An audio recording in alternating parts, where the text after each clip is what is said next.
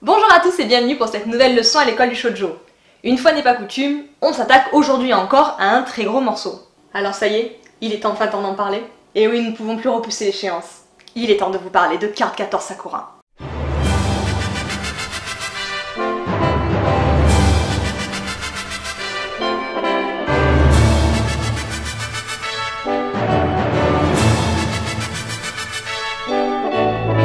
Je sais qu'il y a des formules dont on abuse beaucoup dans notre émission, mais encore une fois, c'est l'un de nos shoujo préférés. Ou pour être plus précise, l'un de nos Magical Girl préférés. C'est exact. Il a marqué l'histoire de son genre, mais surtout, Card Captor Sakura est LA série qui nous a fait basculer tête la première dans les shoujo durant notre adolescence. On a déjà raconté cette anecdote dans une autre leçon, mais si Sailor Moon est effectivement notre premier contact avec l'univers manga, c'est grâce à Card Captor Sakura que nous avons appris ce terme et que nous avons commencé à consommer des mangas en masse. Comme la majorité d'entre vous certainement, nous avons connu cette série à travers l'anime Sakura chasseuse de cartes en français, qui passait à l'époque tous les mercredis après-midi à la télévision dans l'émission M6 Kid. Vous connaissez la chanson, on est devenus des fans inconditionnels. On achetait le moindre magazine mentionnant notre héroïne préférée, et à force de rassembler des infos, on a compris que l'anime était tiré d'un manga. Et nous voici presque 20 ans plus tard à vous parler de cette série avec la même passion qu'à l'époque. Et évidemment, nous avons tellement de choses à dire sur ce manga qu'une seule vidéo d'une durée acceptable ne sera pas suffisante. Donc pour que la leçon soit plus digeste, elle se fera en deux parties.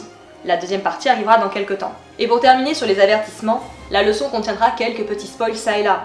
Mais ce sont des choses assez prévisibles et on ne peut pas faire autrement. Donc vous voilà prévenus. Mais ce n'est pas une raison pour ne pas faire les choses dans l'ordre. Card Captor Sakura est à la base un manga du collectif féminin Clamp, que l'on vous a déjà présenté dans notre leçon sur Magic Knight Rebirth, autre manga de Clamp. Le manga original compte 12 volumes et a été publié à partir de 1998 au Japon et à partir de 2001 en France aux éditions Pika. C'est cette édition que nous possédons. Elle n'est évidemment plus disponible aujourd'hui, mais vous pouvez toujours vous procurer les aventures de la chasseuse de cartes dans une édition deluxe de 9 volumes publiée chez Pika en 2018. Mais comme nous vous l'avons dit, c'est avec l'anime que nous avons découvert Sakura. C'est donc sur l'anime que nous allons en grande partie focaliser notre leçon. L'anime a débuté en 1998 au Japon et en 2001 en France sur la chaîne M6. Pour l'anecdote, Sakura chasseuse de cartes fait partie des derniers animés à franciser les noms des personnages. Et même si nous avons énormément regardé Sakura en français durant nos années collège, lorsque nous nous sommes procuré les DVD, nous avons uniquement regardé en japonais par la suite. Nous utiliserons donc les noms japonais. L'anime comporte 70 épisodes répartis en 3 saisons. Et il y a également eu 2 films d'animation. Le premier film s'intitule Card Captor Sakura, le film Le Voyage à Hong Kong, et se situe chronologiquement entre la saison 2 et la saison 3. Et le deuxième film, Card Captor Sakura 2, La Carte Scellée, se situe après la saison 3 et clôture définitivement l'histoire. Card Captor Sakura nous raconte l'histoire de Sakura, une fillette de 10 ans. Concernant son âge, tout dépend des versions et des traductions. Elle est toujours souriante, enjouée et dynamique. Elle vit avec son père et son grand frère Toya, sa maman étant décédée lorsqu'elle était toute petite. Sakura vit donc un quotidien paisible entre sa famille, l'école et ses amis, notamment sa meilleure amie Tomoyo. Mais un jour, Sakura est attirée par un bruit étrange dans la bibliothèque de son père. Là, elle y trouve un livre appelé le livre de Clos. Sakura ouvre le livre et constate qu'il contient un paquet de grandes cartes, genre cartes de tarot. Elle attrape celle sur le haut du paquet et prononce à voix haute le nom inscrit sur la carte. Le vent. Une forte bourrasque s'élève alors, faisant s'envoler toutes les cartes du livre. Lorsque la tempête cesse, une étrange petite peluche en forme d'ours émerge de la couverture du livre. Il se nomme Kerobero et explique à Sakura qu'il est le gardien des cartes de Clos, créé par le puissant magicien Chloride et enfermé dans le livre. Constatant que toutes les cartes ont disparu, excepté la carte du vent restée dans la main de Sakura, Kero donne alors pour mission à la jeune fille de retrouver et de capturer toutes les cartes.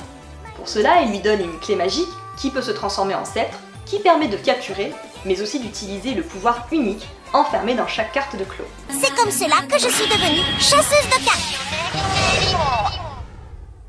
Évidemment, personne n'est au courant pour la nouvelle double vie de notre héroïne, excepté Kero et Tomoyo, qui apprend par hasard le secret de sa meilleure amie dès le deuxième épisode.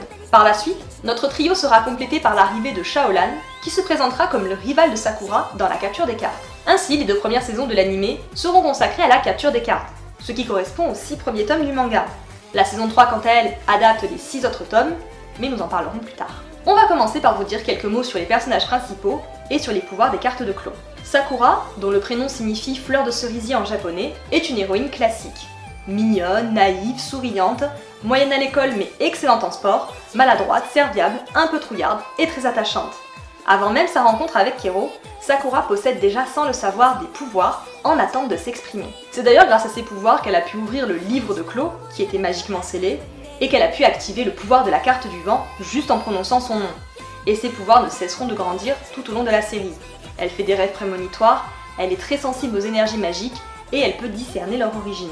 Ensuite nous avons Kerovero, ou Kero en abrégé, le gardien sacré censé protéger les cartes de Clos. En réalité, Kero s'était endormi, ce qui explique son échec en tant que gardien. Kero est très nonchalant, gourmand et paresseux, mais il s'attache rapidement à Sakura, devenant son guide dans la capture des cartes. Cette forme de petite peluche trop mignonne est en fait une forme d'emprunt. Mais les cartes ayant disparu, Kero a également perdu tous ses pouvoirs. Sa véritable forme est celle qui était sur la couverture du livre de Clos, une sorte de grand félin ailé, dont la magie est associée au soleil. Autre fait amusant, mais qui est davantage présent dans la version japonaise de l'animé, Kero parlerait avec l'accent du sud du Japon, de la région d'Osaka. Et dans le manga en version française, Kero parle donc avec l'accent provençal du sud de la France. Et comme je viens de cette région, c'est une caractéristique qui m'a toujours fait rire. Ensuite on a Tomoyo, la meilleure amie de Sakura. Et je vous avoue que j'ai un petit peu de mal avec elle. Elles sont dans la même classe, mais Tomoyo est plus posée et studieuse que son amie. Elle découvre rapidement le secret de Sakura et sera également un très grand soutien pour elle. Tomoyo est aussi très fan de Sakura. Mais cette admiration a été décuplée lorsqu'elle a appris la double vie de son amie. Tomoyo suit désormais Sakura dans toutes ses aventures, elle lui confectionne 1001 costumes et elle passe son temps à la filmer. Alors, je sais bien que si le comportement de Tomoyo est très exagéré, c'est en grande partie pour nourrir l'aspect comique de la série, mais on comprend rapidement que l'affection et l'admiration de Tomoyo pour Sakura dépassent le cadre de la simple amitié. Tomoyo est amoureuse de Sakura, et j'ai toujours eu un peu de mal avec la mise en scène de cette relation, parce que pour moi, Tomoyo semble davantage vouer une sorte de culte pour Sakura. Elle passe son temps à la filmer ou la photographier, notamment lorsqu'elle porte des tenues qu'elle a elle-même fabriquées, et elle regarde les vidéos de Sakura qu'elle a tournées chez elle, toute seule, dans le noir, sur un grand écran. Eh sérieux, si on oublie 2 secondes qu'on est dans la Magical Girl pour enfants, ça sonne quand même vachement creepy comme description. Mais en dehors de ces scènes qui sont là pour l'humour, je n'ai rien à reprocher à Tomoyo. Elle soutient Sakura quoi qu'il arrive, et elle ne s'immisce pas ou ne jalouse pas ses autres relations. Bien au contraire. C'est juste... quelqu'un d'exubérant. Mais je comprends qu'on puisse avoir du mal avec ce perso, parce que c'est aussi mon cas. Enfin, parlons de Shaolan. Il vient de Hong Kong, et c'est un descendant direct de Chloride. Il possède également des pouvoirs, et grâce à son combat magique, il peut aussi discerner la présence des cartes. Même si seule Sakura peut les capturer. Mais on reviendra sur ce point plus tard. Il capture d'ailleurs plusieurs cartes dans l'animé, contrairement au manga. Dès son arrivée, Shaolan se présente comme le rival de Sakura, mettant fortement en doute ses capacités. Après tout, pour Shaolan, c'est la faute de Sakura si les cartes ont disparu en premier lieu. Au début, il se montre donc très solitaire, renfermé et antipathique. Techniquement, c'est Shaolan qui présente l'évolution la plus significative et la plus intéressante tout au long de la série, et plus particulièrement dans sa relation avec Sakura. Mais... chut, pas trop de spoil.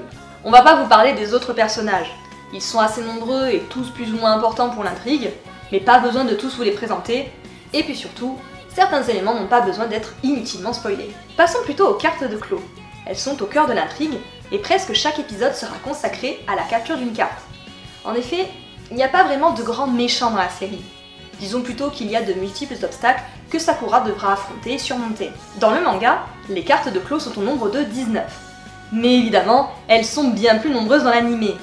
52 cartes afin de multiplier les épisodes et les aventures en attendant la suite du manga. Par ailleurs, Nanase Okawa, la scénariste du collectif Clamp, a également participé à la scénarisation des épisodes filler de la série. Ce qui fait que les cartes et aventures originales à la série restent cohérentes avec l'univers du manga. Pour les cartes, je veux bien. Par contre, concernant Meilin, oh, j'avoue que j'avais pas vraiment envie d'en parler. Mais on peut pas faire comme si elle n'existait pas non plus. Et puis nous sommes là pour parler du bon comme du mauvais.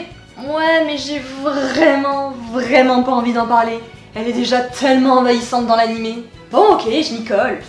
Petite parenthèse, les cartes et les épisodes filler ne sont pas le seul ajout original de l'animé. Il y a aussi le personnage de Meilin, donc il n'existe pas dans le manga.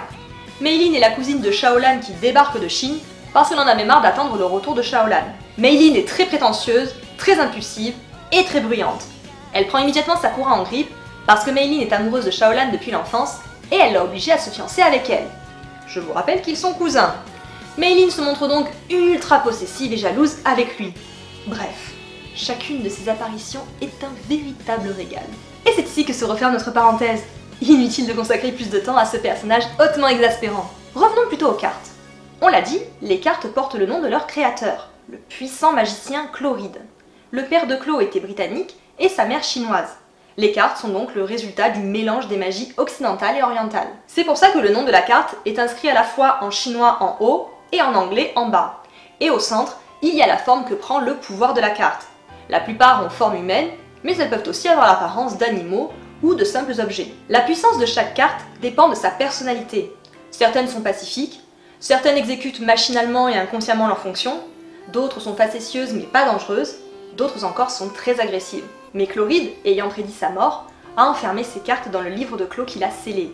Les cartes ne pourront être libérées que bien des années plus tard, et seul un élu en aura le pouvoir. Les cartes peuvent être également classées en deux catégories, les solaires et les lunaires. Les 26 cartes solaires sont donc sous la protection de Kero, associée à la magie occidentale. Et les 26 cartes lunaires sont sous la protection du deuxième gardien et juge, Yue, qui signifie lune en chinois, associée à la magie orientale. Yue n'apparaît qu'à la fin de la saison 2 pour le jugement final. Lorsque toutes les cartes de Clo sont réunies, il a pour mission de mettre à l'épreuve Sakura et Shaolan afin de déterminer qui sera digne de devenir le nouveau maître des cartes. Pour capturer une carte, il y a deux possibilités. Les cartes pacifiques s'attrapent facilement. Généralement, aucun combat n'est nécessaire. Il suffit à Sakura de prononcer la formule afin que le pouvoir libre se transforme à nouveau en carte. Pour les cartes avec un pouvoir ou une fonction spécifique, Sakura doit d'abord combattre avec l'aide des cartes déjà en sa possession afin d'affaiblir la carte avant de la capturer. Un peu comme pour capturer un Pokémon. Plus une carte est agressive, et plus il est difficile de la capturer. Enfin, une fois la carte capturée, Sakura doit inscrire son nom au bas de la carte. Autrement, le pouvoir risquerait de s'échapper à nouveau de la carte. Malheureusement, on ne va pas pouvoir vous parler de chaque carte de façon détaillée. Croyez-moi, j'en suis la première désolée. Mais on en a discuté, et tu te rappelles ce qu'on a conclu? Oui, je sais. Ma passion est de nouveau freinée dans son majestueux élan. Mais je veux bien concéder qu'il y a effectivement un intérêt assez limité à vous détailler les 52 cartes. À mon plus grand regret. Et à mon plus grand regret, la première partie de cette leçon consacrée à la carte 14 Sakura est à présent terminée. Cette première partie s'est beaucoup focalisée sur de la description. Il y aura davantage d'analyses dans la deuxième partie, dans laquelle nous parlerons de l'aspect Magical Girl de la série, de la romance, de la saison 3, de l'ambiance et de l'esthétique de l'animé. J'espère que cette première partie vous a plu, et n'oubliez pas de vous abonner, d'activer la cloche, de liker, de commenter, et surtout de partager la vidéo. Et nous on se retrouve très vite pour la deuxième partie de carte 14 Sakura. Bye!